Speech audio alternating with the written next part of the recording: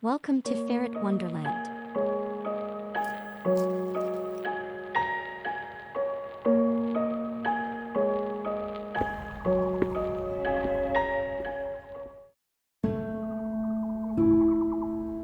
Sometimes you have to walk into the mountains to picture what the water should look like. The breeze was cool but so quiet. And that quiet is the kind I want to bring into my tank. On a rock by the water, I found Lucobri, soft and pale like white hair growing from wood. In that moment, I knew I wanted to recreate this feeling in my own way.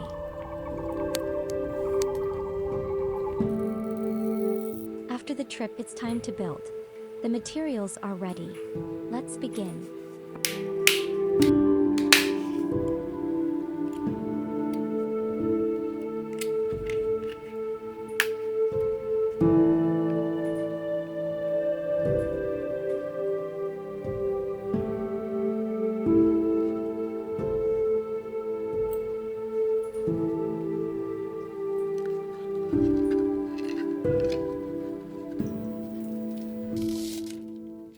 Our space needs a name. This studio we built from scratch deserves a front. We looked at many signs, but in the end, we decided to make one ourselves.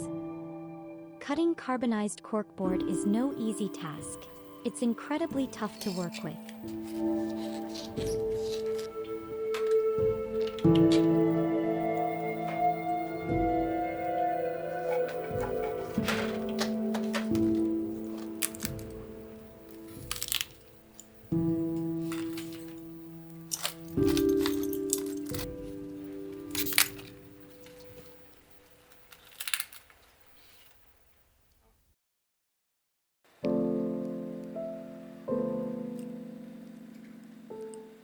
We start working on the next phase, setting up the filtration section and carefully choosing where to place the plants.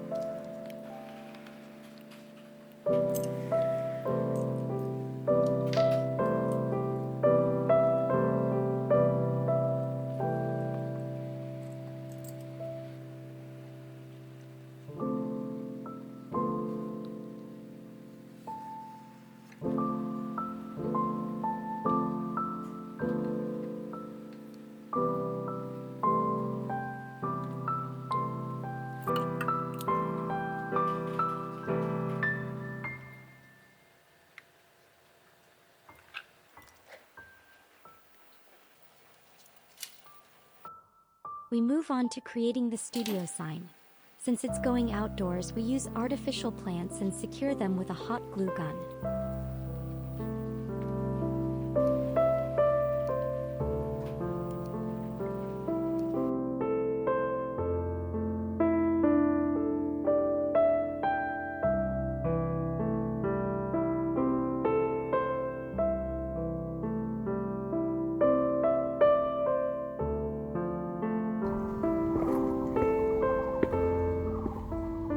We continue our journey to Lover's Lake, and along the way, I come across various ferns and mosses.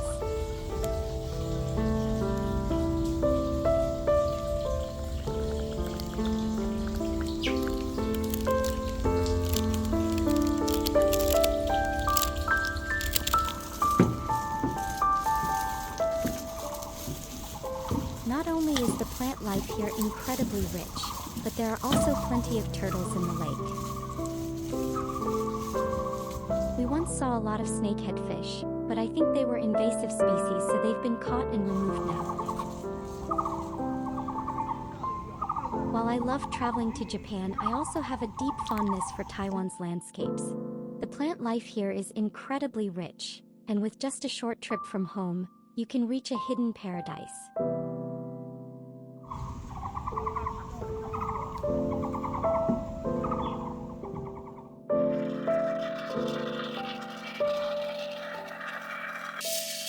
The tank building process continues. We use expanding foam to hold everything securely in place, but more importantly, it's used for shaping to create the form I want for the tank.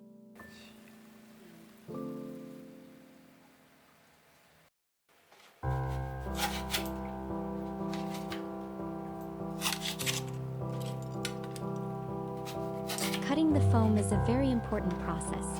No matter if it will eventually be covered by moss, it's essential to shape it properly from the start. The plants will grow more naturally following the contours and shapes that we create.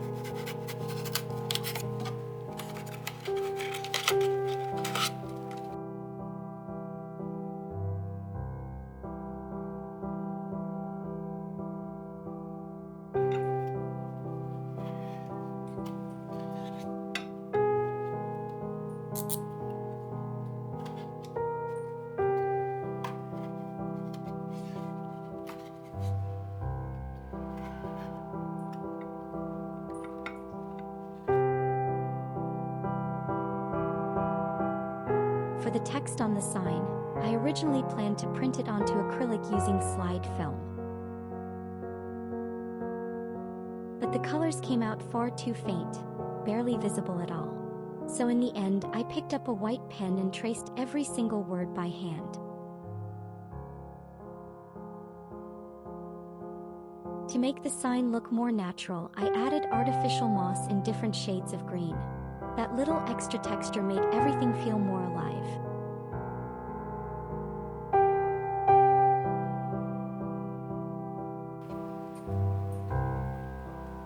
Just like with aquascaping, adding some branches around the foam structure makes the whole layout look more complete and natural.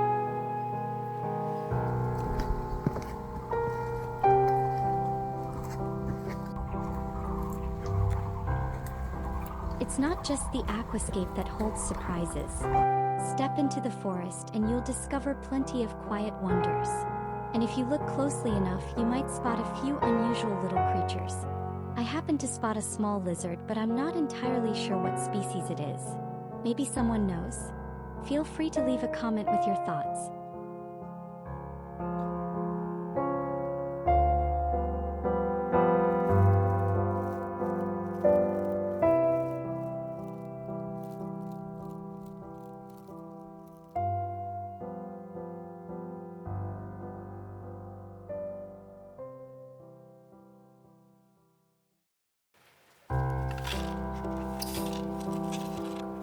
After some exploration, it's back to the aquascaping.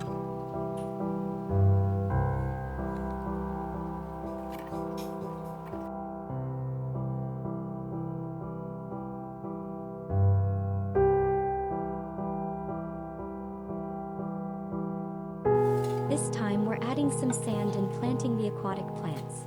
It's all about creating a balanced environment for the fish and plants to thrive.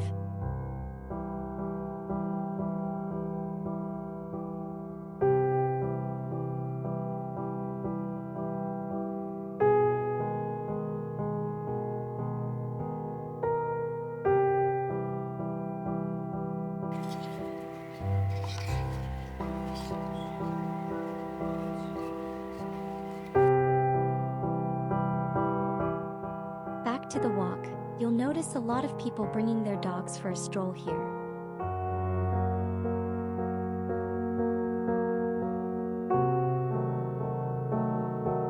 And along the lakeside, ducks and geese are busy foraging for food.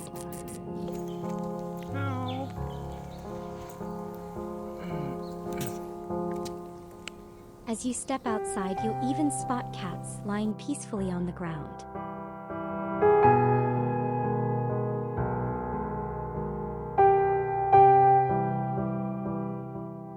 We also often take our ferret out for walks, but I only do it on days with comfortable weather. They can't handle the cold or the heat, and I can't bear to see them struggle in those conditions.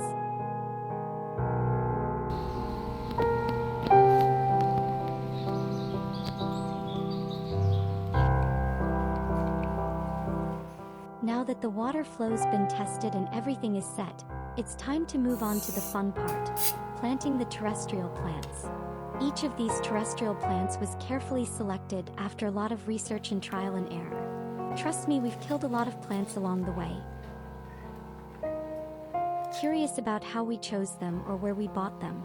Make sure to stay tuned for our upcoming videos, where we'll be sharing all our secrets. No holds barred.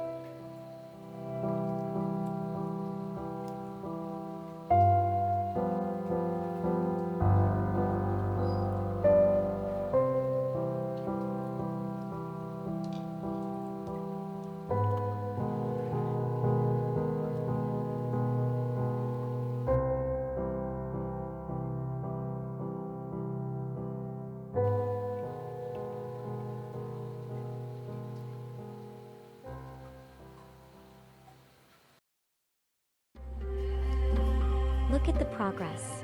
My little cherry blossoms have finally bloomed. The light might be a bit too strong, causing the moss tips to turn yellow, so it's important to monitor the lighting duration. Because the guppies in this tank had babies, I decided to move the fry to a separate tank.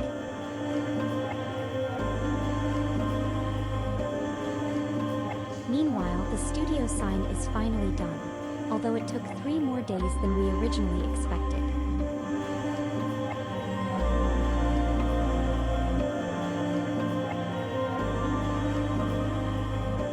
Do you know why we need to separate the guppies and their babies? If you don't, the mother fish might eat her own fry, and even adult fish could treat the fry as food. The benefit of separating them is that it allows the fry to grow in a safe environment, preventing them from being eaten and helping to maintain more stable water quality.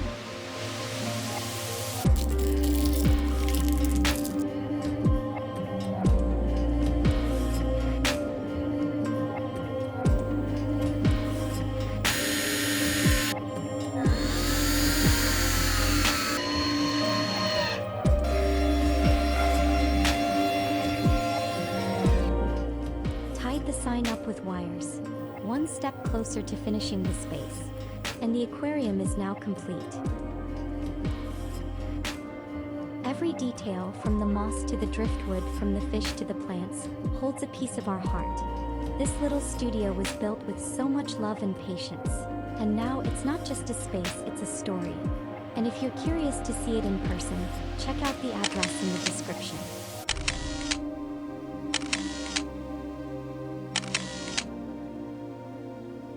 Thank you for watching our journey. We hope it inspires you to create your own little world too.